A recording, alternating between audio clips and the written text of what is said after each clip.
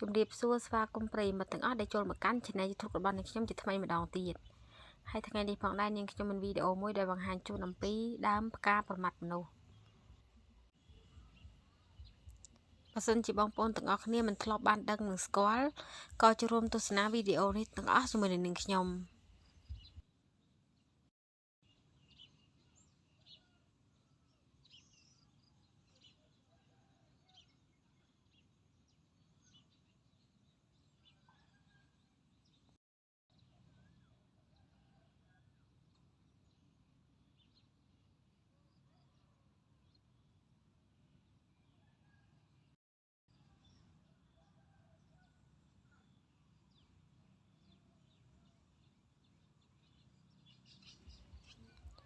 អរគុណសម្រាប់ការចូលរួមទស្សនាវីដេអូរបស់នាងខ្ញុំតាំងពីដើមរហូតដល់ចប់